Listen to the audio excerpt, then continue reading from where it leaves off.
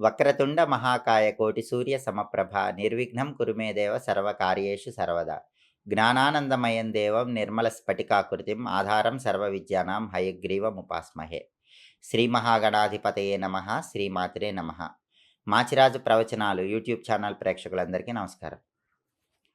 అసలు శివుడికి అభిషేకం ఎలా చేస్తే సంపూర్ణంగా శివానుగ్రహం కలుగుతుందో, శివుడికి అభిషేకం చేసేటప్పుడు ఎలాంటి నియమాలు పాటించాలో, ఏ మంత్రాలు చదువుతూ శివాభిషేకం చేస్తే సంపూర్ణంగా శివాభిషేకం చేసిన ఫలితం కలుగుతుందో ఈ వీడియోలో మనం తెలుసుకుందాం. జలధార ప్రియ శివ అంటుంది శాస్త్రం. అంటే శివుడికి జలధారలతో చేసే అభిషేకం అంటే ఎంతో ప్రీతిపాత్రం. అయితే శివుడికి అభిషేకం చేసేటప్పుడు కొన్ని నియమాలు తప్పకుండా పాటించాలి. ఆ నియమాలు పాటిస్తూ అభిషేకం చేస్తేనే శివానుగ్రహం సంపూర్ణంగా కలుగుతుంది. వాటిలో మొట్టమొదటి నియమం ఏంటంటే, ఎప్పుడూ కూడా తడి వస్త్రాలు ధరించి శివాభిషేకం చేయకూడదు.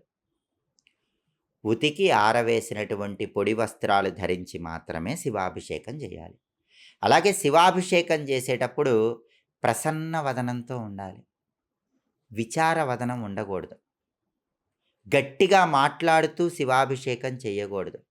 శివాభిషేకం చేసేటప్పుడు అసత్యం ఆడకూడదు. అంటే అబద్ధాలు మాట్లాడుతూ శివాభిషేకం చేస్తే ఎలాంటి ఫలితం ఉండదు. పరనింద పరస్తుతి చేయకూడదు. అంటే వేరే వాళ్ళని తిట్టడం లేదా వేరే వాళ్ళని పొగడటం ఇలాంటివి చేస్తూ శివాభిషేకం చేస్తే ఎటువంటి ఫలితము ఉండదు. మౌనంగా ఉంటూ శివనామస్మరణ చేసుకుంటూ శివాభిషేకం చేయాలి. అలాగే శివాభిషేకం చేసేటప్పుడు ఘంటానాదం చేయకుండా శివాభిషేకం చేయకూడదు. అంటే శివుడికి అభిషేకం చేసేటప్పుడు మధ్య మధ్యలో ఖచ్చితంగా గంట మోగిస్తూ ఉండాలి.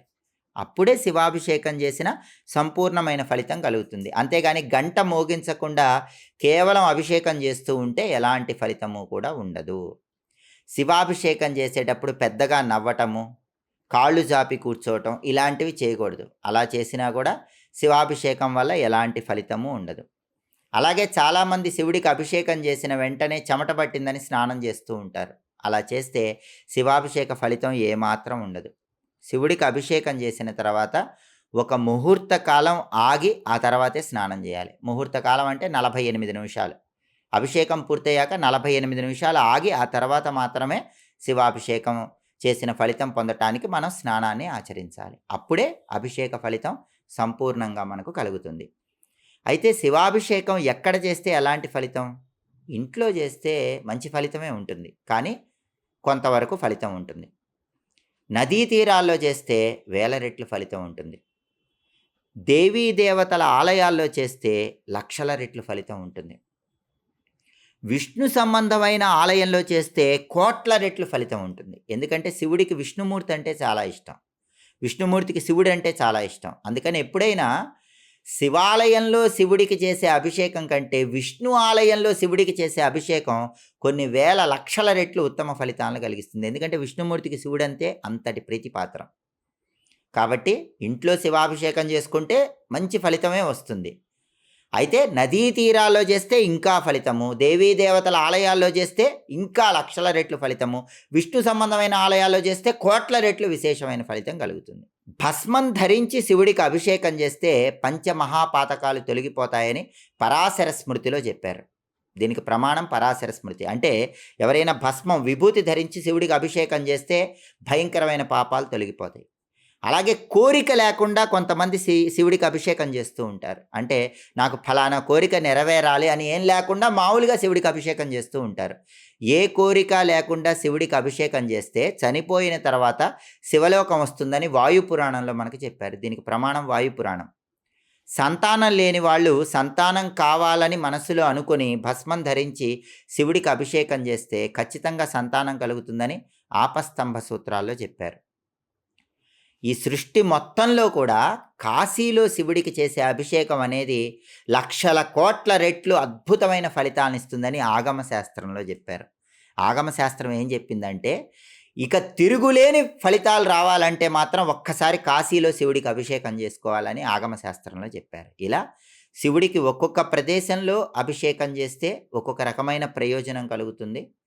అలాగే శివాభిషేకం చేసేటప్పుడు అందరూ కూడా మనకి నమకం, చమకం అని ఉంటుంది. ఆ నమకం, చమకం చదువుకుంటూ శివుడికి అభిషేకం చేస్తారు.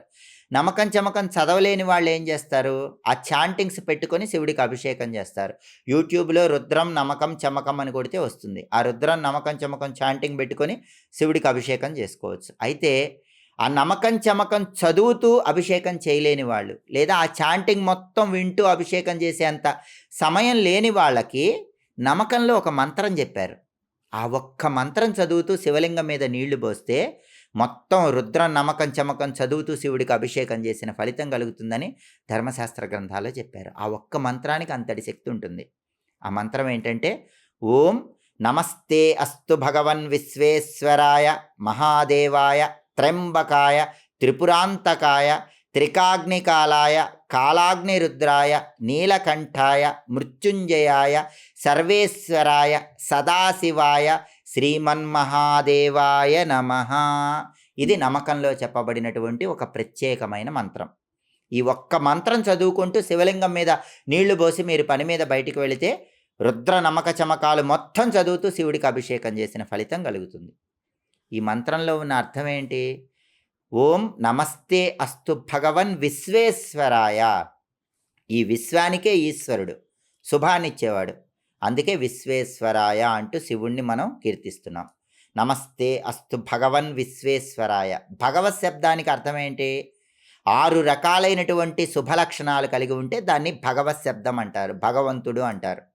అందుకని అలాంటి శుభలక్షణాలు కలిగినటువంటి పరమేశ్వరుణ్ణి నమస్తే అస్తు భగవన్ విశ్వేశ్వరాయ, విశ్వానికి శుభాన్ని కలిగింపజేసే శివుడికి నమస్కారం అంటూ నమస్తే అస్తు భగవన్ విశ్వేశ్వరాయ మహాదేవాయ. మహాదేవాయ అని ఎందుకన్నారు? రాక్షస సంహారం కోసం దేవతలందరి నుంచి కొంత శక్తి తీసుకొని దేవతలందరికంటే గొప్ప దేవుడయ్యాడు. అందుకని ఆయన మహాదేవుడు అంటారు. నమస్తే అస్తు భగవన్ విశ్వేశ్వరాయ మహాదేవాయ త్ర్యంబకాయ అన్నారు. త్ర్యంబకాయ అని శివుణ్ణి ఎందుకన్నారు? త్రయాణం అంబకం ఇది త్రయంబకం. త్రయాణం అంటే 3 లోకాలు, అంబకం అంటే అధిపతి. 3 లోకాలకు అధిపతి కాబట్టి త్రయంబకాయ అన్నారు. ఏంటా 3 లోకాలు? భూలోకము, ఆకాశము అంటే దేవలోకము, పాతాళలోకం. ఈ మూడింటికి అధిపతి, 3 లోకాల అధిపతి. త్రయాణం అంబకం ఇది త్రయంబకం. అందుకే త్రయంబకాయ, 3 లోకాలకి అధిపతి అనే పేరులో త్రయంబకాయ అంటూ కీర్తిస్తున్నాం. త్రిపురాంతకాయ. త్రిపురాంతకాయ అంటే ఏంటి? త్రిపురాసురులు అనేటటువంటి రాక్షసులను సంహరించాడు కాబట్టి త్రిపురాంతకాయ అన్నారు. అయితే ఇక్కడ ఒక రహస్యం ఉంది. ఆ రహస్యం కూడా మనం తెలుసుకోవాలి. త్రిపురాలని ఇంకోటి ఉన్నాయి. అవేంటంటే ఆణవ, మాయ, కర్మ. ఆణవ అంటే అహంకారం, కర్మలంటే ఆగామి సంచిత ప్రారబ్ధ కర్మలు, మాయ అంటే భూమిని కప్పి ఉంచేది మాయ.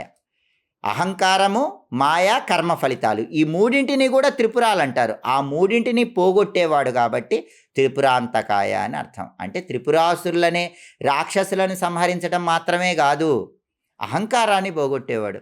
మాయలో ఉంటే మాయ నుంచి బయటికి తీసుకొచ్చేవాడు. ఆగామి సంచిత ప్రారబ్ధాన్ని కర్మలు 3 రకాలు. పూర్వజన్మల్లో చేసినవి, ఈ జన్మలో చేస్తున్నవి, చేయబోయేటటువంటి కర్మలు రాబోయే జన్మలో చేసేవి, అవన్నీ పోగొట్టేవాడు కాబట్టి త్రిపురాంతకాయ. త్రికాగ్ని కాలాయ అంటే శరీరంలో 3 అగ్నులు ఉంటాయి. ఆహవనీయాగ్ని, దక్షిణాగ్ని, అన్వాహార్య, పచనాగ్ని అని 3 అగ్నులు ఉంటాయి. కళ్ళల్లో అగ్ని ఉంటుంది, గొంతులో అగ్ని ఉంటుంది, నాభి ప్రదేశంలో అగ్ని ఉంటుంది. ఆ అగ్నులన్నిటికీ అధిపతి. అందుకే శరీరంలో జీర్ణక్రియ జరుగుతోంది. అందుకే త్రికాగ్ని కాలాయ. కాలాగ్ని రుద్రాయ నీలకంఠాయ. ఆయన్ని నీలకంఠుడు అంటారు. విషాన్ని తాగకముందు గొంతు తెల్లగా ఉంది, విషాన్ని తాగగానే గొంతు నీలం రంగులోకి మారిపోయింది. అంటే చీకటి వెలుగులకు సంకేతం. అందుకే నీలకంఠాయ.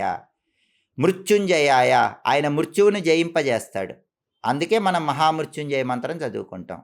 సర్వేశ్వరాయ, అంతటా ఈశ్వరుడు, శుభాలనిచ్చేవాడు కాబట్టి సర్వేశ్వరాయ. త్రిపురాంతకాయ త్రికాగ్నికాలాయ కాలాగ్నిరుద్రాయ నీలకంఠాయ మృత్యుంజయాయ సర్వేశ్వరాయ సదాశివాయ. శివము అంటే శుభము, సదా అంటే ఎల్లప్పుడు, ఎల్లప్పుడూ శుభాలనిచ్చేవాడు కాబట్టి సదాశివాయ. శ్రీమన్మహాదేవాయ నమః. అందరికంటే గొప్ప దేవుడు. ఎలా అయ్యాడు?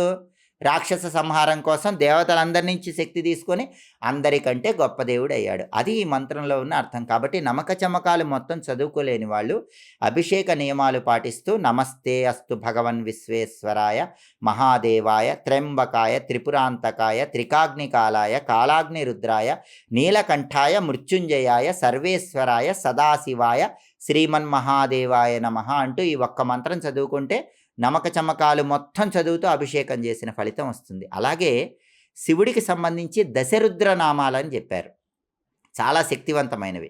ఈ దశరుద్ర నామాలు చదివినా కూడా 11 సార్లు నమక చమకాలు చదువుతూ అభిషేకం చేసిన ఫలితం కలుగుతుంది.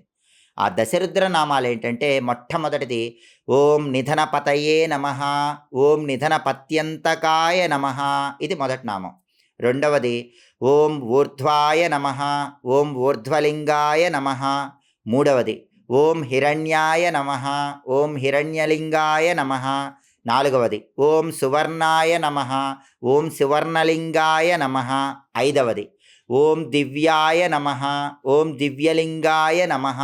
ఆరవది ఓం భవాయ నమః, ఓం భవలింగాయ నమః. ఏడవది ఓం శర్వాయ నమః, ఓం శర్వలింగాయ నమః.